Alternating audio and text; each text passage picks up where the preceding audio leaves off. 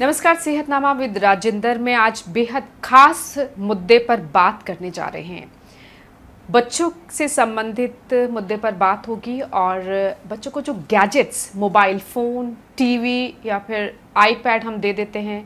Parents सोचते हैं कि बच्चा बिजी है, हम अपना काम कर ले, बच्चे भी खुश, पेरेंट्स भी खुश, लेकिन इसका नुकसान कितना हो रहा है, आज इसी पर बात। बच्चों की शारीरिक और मानसिक सेहत पर, उनके शारीरिक और मानसिक विकास पर कितना नुकसान डाल रहे हैं ये गैजेट्स, इसी पर बात child neurologist doctor Sumit Dhawan के साथ। बहुत बहुत स्वागत डॉक्टर सुमित हमारे इस शो में। Thank you. डॉक्टर सुमित, आज हम बात करेंगे ये जो गैजेट्स, टीवी, मोबाइल, आईपैड बच्चों को दे दिया जाता है।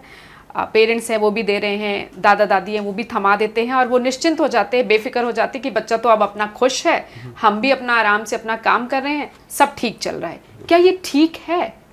कितना नुकसान, मतलब जो सवाल ये है कि कितना नुकसान बच्चों की शारीरिक और मानसिक विकास पर ये गैजेट्स डाल रहे हैं? राइट। अब हर एक चीज़ की एक लिमिट होती है। लेस देन 2 ईयर्स ये बताया जाता है कि बच्चों को मोबाइल दिखाना ही नहीं चाहिए। 2 से 5 साल 30 मिनट, आधा घंटे से ज़्यादा मोबाइल दिखाना नहीं चाहिए।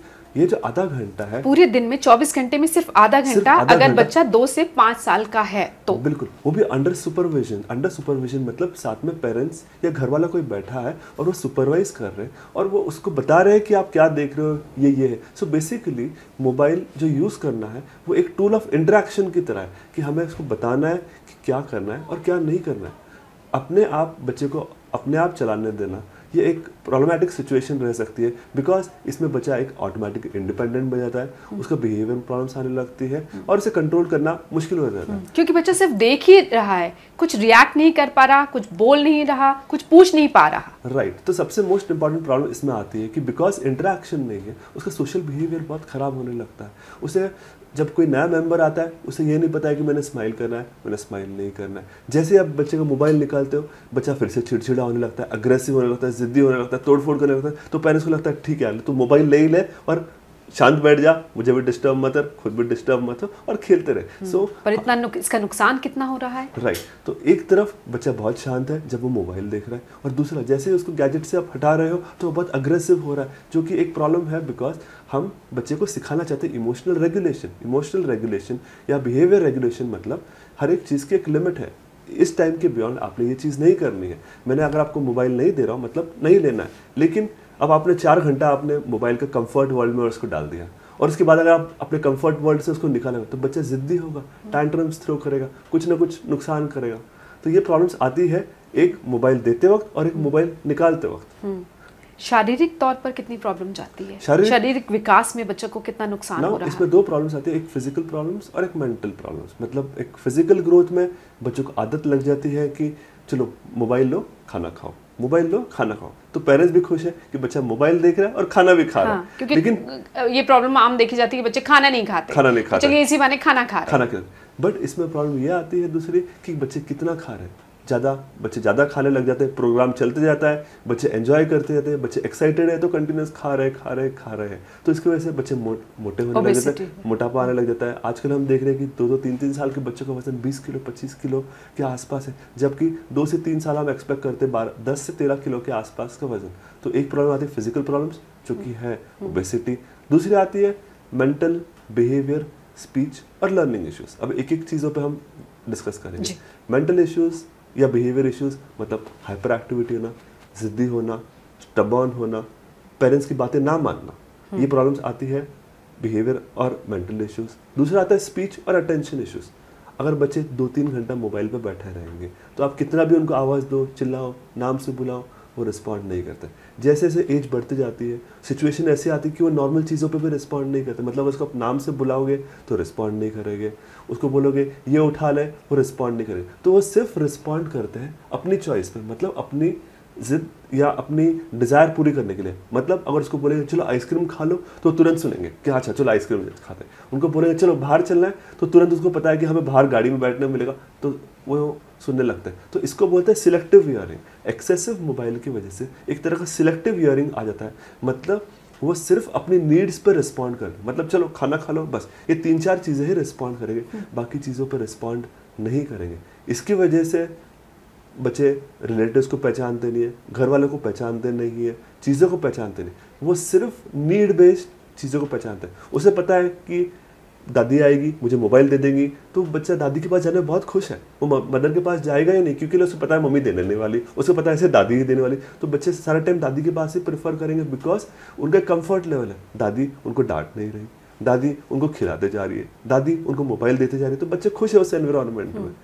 तीसरा, जाएंगे फादर के पास, उनको पता है कि फादर आए हैं, अभी आए हैं, दरवाज़ा खोलेंगे, हमें गाड़ी पे ले जाएंगे, घुमाने ले जाएंगे, मार्केट में ले जाएंगे, चॉकलेट लेंगे, तो ये एक अलग तरह का कंडीशनिंग होने लगता है कि वो सिर्फ अपनी दुनिया में अपनी तरफ खुद को खुश रखने में इंटरेस्टेड है। एक है गैजेट वाली दुनिया, दूसरा है दादी दादा के साथ अपनी मनमानी चलाना, और तीसरा बाहर जाना, घूमना फिरना, बिकॉज उनका वो पसंद है। अब इसमें प्रॉब्लम यह है कि बच्चा का अटेंशन कम हो गया, बच्चा सिर्फ अपनी जिद चलाते जा रहा है, वो हमारी बात ही नहीं मान रहा है, सोशल बिहेवियर उसका पूरा टोटली डिस्टर्ब हो गया। हम बोलते ना कि जिद्दी बच्चा, शरारती बच्चा, पुअरली डिसिप्लिन बच्चा, वो इसीलिए होता है बिकॉज बच्चा अटेंशन ही नहीं दे रहा है। और अटेंशन का मेन कारण है हमारे गैजेट्स, सारे तरह के गैजेट्स, टीवी बोलो, मोबाइल बोलो, यूट्यूब बोलो, यूट्यूब पे राइम्स बोलो, यूट्यूब पे ABCD। हाँ, अब इसी पर भी एक सवाल पूछना चाह रही थी, ये जो यूट्यूब के जरिए पढ़ाया जा रहा है, पोएम सिखाई जा रही है, राइम सिखाई जा रहे हैं, वो कितना सही है? कुछ हद तक, जैसे मैं आपको लिमिट स्पेसिफाई की 30 मिनट्स मैक्सिमम, और इसमें भी हम YouTube को यूज़ कर सकते हैं as a mean of coping. मतलब अगर हमने एक राइम सुना दी तो एक राइम में फिर से खुद अपने मुंह से बोल के दिखाऊंगा। सो बच्चे का हम इंटरेक्शन डेवलप करें, अच्छा कि हम मोबाइल में भी ये देख रहे हैं और मैं भी खुद ये गा रहा हूँ, तो वो बच्चे का मेरे तरफ लगाव बढ़ाने के लिए यूज़ कर सकते हैं, रादर देन कि बच्चे का बिजी करने के लिए। यानी कि नुकसान ज़्यादा करेगा रादर देन कि उसको बच्चे को हेल्प करे। लेकिन हम देख रहे हैं बच्चे घंटों मोबाइल में बैठे हैं, पेरेंट्स भी अपने कंफर्ट जोन में, माएँ पकड़ा देती हैं, अच्छा तुम लगे रहो और मैं अपना काम कर रही हूँ। सो ये तो नुकसान होता ही है। लेकिन अब आज के इस टाइम में करे तो क्या करे? बच्चा एक फ़ोन आप ले लेंगे, दूसरा फ़ोन घर का उठा लेगा, घर के हर मेंबर के पास फ़ोन है। सो कितना पेरेंट्स, मदर जो हैं वो वर्किंग हैं, बच्चा घर पे अकेला है, पेरेंट्स चले गए। इसमें सॉल्यूशन सिंपल है, सॉल्यूशन सिंपल है। देखो बच्चे वही करते जो पेरेंट्स करते। आज के डेट में पेरेंट्स, मदर्स भी, लेडीज किचन में लेके मोबाइल पे बात करें तो बच्चे भी खुश हैं, बच्चे भी वही कॉपी करना चाहेंगे। दादी दादा अपने पार्ट है डिफरेंट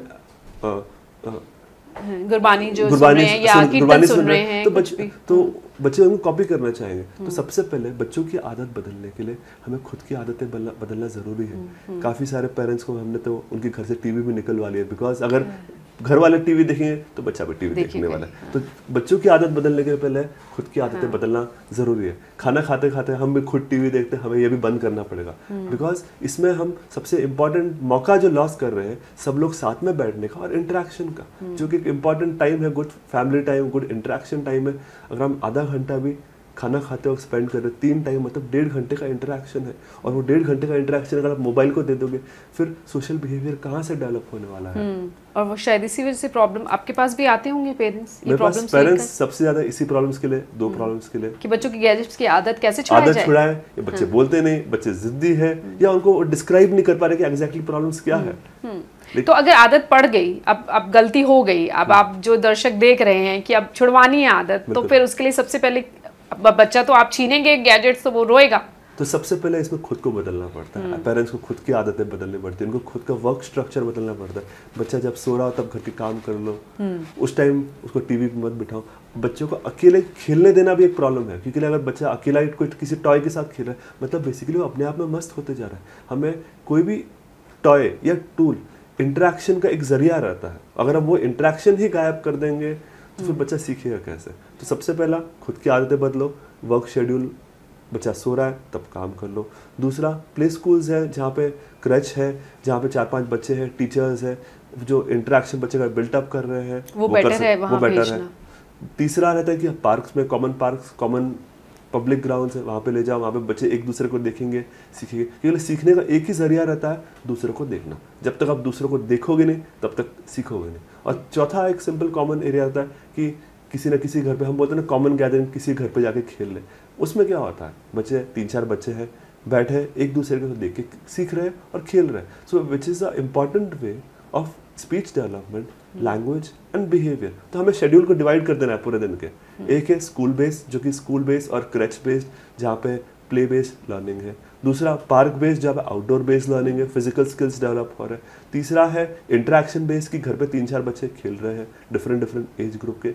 और चौथा रहेगा बुक बेस्ड रीडिंग, जिसमें हम बच्चे के अगर रीड कर रहे हैं, स्टोरीज रीड कर रहे हैं, उनको चीज़ें आइडेंटिफाई करा रहे हैं। तो हर एक स्टेज में, जैसे मैं आपको शेड्यूल बताया, उसमें एक ही चीज़ है, इंटरेक्शन। जब तक बच्चा इंटरेक्ट नहीं करेगा तब तक बोलेगा नहीं। आपस में बातचीत की जाए। बातचीत, इंटरेक्शन। और ये भी अब आखिरी सवाल, आंखों को कितना नुकसान पहुंचा रहे हैं ये गैजेट्स? राइट नाउ, आंखों को जितना हम मोबाइल पास पकड़ते रहते हैं, उतना पास देखने के लिए हमारी आंखों को एक तरफ कन्वर्ज करना पड़ता है। तो उसकी वजह से मेडिकल लैंग्वेज में अगर उनको बोलूँ तो उनके मसल्स को कॉन्ट्रैक्ट करना पड़ता है और आंखें उस तरह स्टिफ हो जाती है, मसल्स टाइट होते हैं। तो जब वो उसके बाद जब मोबाइल निकालते हैं तो सडनली उनके मसल्स स्टिफ है, वो डायरेक्टली आंखें उनके एडजस्ट नहीं कर रही, तो आंखें पेन होती है। एक तरह का स्क्विंट, जिसको तिरछापन या भैंगापन बोलता है, वो डेवलप होने लगता है। तो और सिर दर्द, ये सब प्रॉब्लम्स आने लगती है आंखों की excessive electronic gadget mobile use की वजह से। कुछ टिप्स आप देना चाहें तो?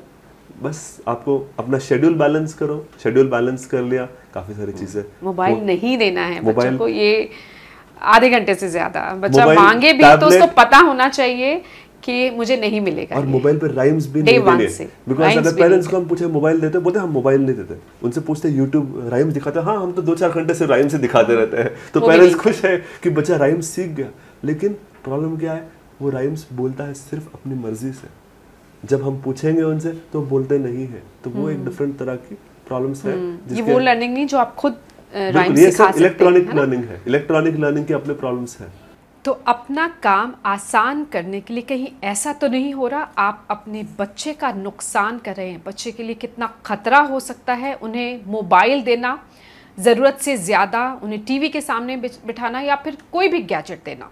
संभल जाइए, यही वक्त है, वरना बच्चे की शारीरिक और बच्चे की मानसिक सेहत पर कितना नुकसान हो रहा है आप सुन ही चुके हैं। सेहतनामा विद राजेंद्र को अभी तक सब्सक्राइब नहीं किया है तो सब्सक्राइब ज़रूर करें, और वीडियो पसंद आए तो लाइक और शेयर भी ज़रूर करिए।